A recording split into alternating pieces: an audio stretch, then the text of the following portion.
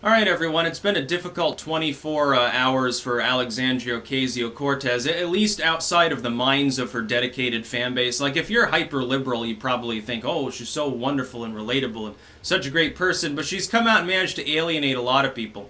First, she went full cringe and started rambling about how the N64 was the best console. I'm thinking to myself, okay, if you're one of her fans, you're like, oh, fun, whatever, it's general gaming banner, oh, she's relatable. From the outside looking in, though, the I'm relatable and young shtick is, I think, is getting old. And my caution would be if you spend too long trying to simply say, hey, look at these old fogies here. Hey, I'm like 31 or 32 or whatever she was. I'm young and hip. I'm just like you. No, you're a politician. You make a six-figure salary. You've had a privileged upbringing regardless of what you want to say otherwise for much of your upbringing. And you're a lamestream politician. The whole hey, I'm still got Bronx in me, which isn't true. It wasn't to begin with. I'm from the streets, basically. I'm a regular person. If that's the only thing you brand yourself on, eventually people are going to get turned off by that message. And they say, okay, well, whatever. Okay, 3 years later, okay, you've been in office for a while, you're pushing 40. Now you're a dynastic career politician who's just saying that we need more taxes, basically. I don't know how well it's going to work. Again, on a national stage, things are different than in your low. You get elected in a heavily blue New York district.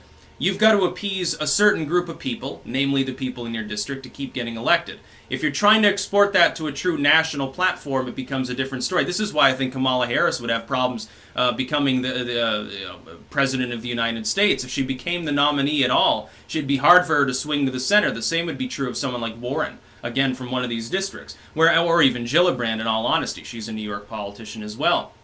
Maybe less for Julian Castro. He's like, well, I'm from Texas. Yeah, I can be a pro-gun Democrat. Who's going to fucking stop me? It won't be a problem. That is its own problems trying to maintain your fan base in San Antonio, though, at the same time. But then she goes further and says, well, I think it's immoral that billionaires exist. I'm sitting there and thinking to myself, no, it's immoral that billionaires run your party.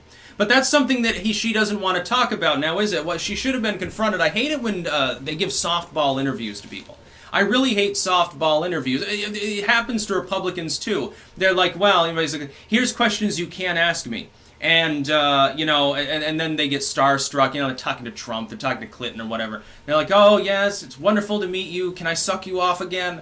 Basically, yeah, can I have another interview soon? This is good street cred, basically, for my portfolio, getting into the New York Times or whatever. And this happens over and over again.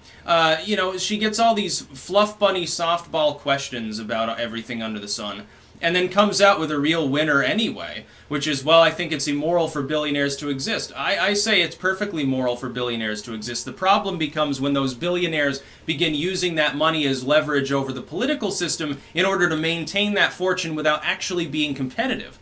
That's what we see in Silicon Valley. You've got a non-competitive structure that's grown, that actively attempts to usurp the banking system in order to prevent competitors from existing. That's the problem. That when that wealth becomes problematic otherwise. But the idea that someone having a lot of money is somehow a bad thing or immoral, no. Because that person then has the money to invest in things, and if the economy is going well, that happens often. Because they want to make more money, so they invest in things that create jobs and create growth. It's trickle down in a roundabout way. It's not voodoo economics, it's the reality of a capitalistic system. The problem is when capitalism is suppressed. And here's a person who wants the marginal tax rate on higher incomes to be 70%, which would necessitate dragging up every other bracket in between, unless you want people to purposely take a pay cut and employ fewer people and downsize. We could do that, so you have 20% unemployment or something. That would be feasible under a socialist system. You're going to have that anyway. And don't fucking kid me and say, well, I'm not a socialist. I'm a social democrat. No, you're a socialist. The program you encourage the non-private ownership of virtually all production. You're proclaiming that you want a significant proportion, well more than half of all productivity, to be immediately siphoned back out of the economy, centralized and then redispersed in a redistributionist system. That's socialism.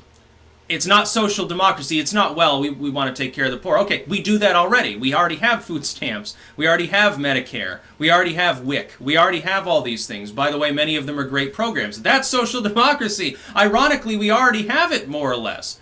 We need a lot more capitalism to keep propping it up, otherwise we have a bunch of debt and stupidity. It'd be helpful if we could stop spending so much money bombing people. I would definitely, I think, agree with her on that, but I mean, at some point she's going to come out as a Syria warmonger or something.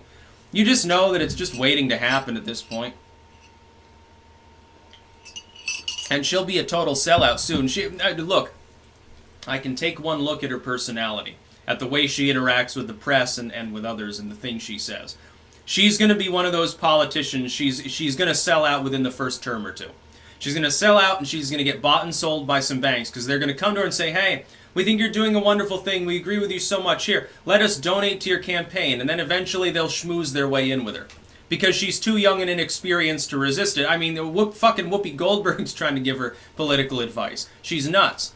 Oh, it's immoral to be rich. Well, no, not really. Like, you know, how do I make my living? I publish on Amazon. I edit. I write works. I work here. I mean, fundamentally, a bunch of billionaires own the companies that I use as platforms in large part. Amazon, it's what is it, the biggest or second biggest company in the world. I think it just eclipsed Apple because Apple's stock collapsed. Bezos is, I think, the wealthiest man in the world. Massively wealthy. I self-publish on their site.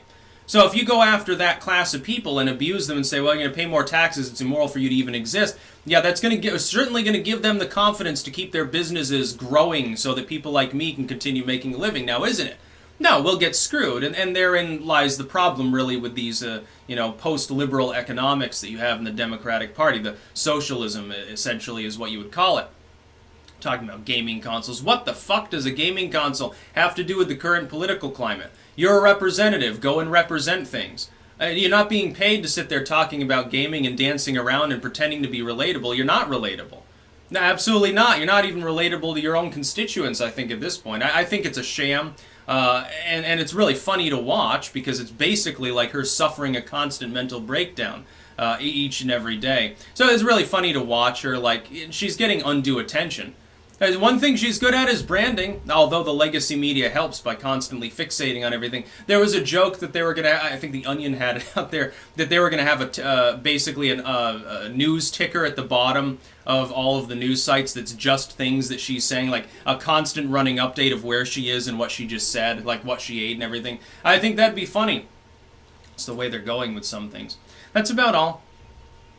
Peace out.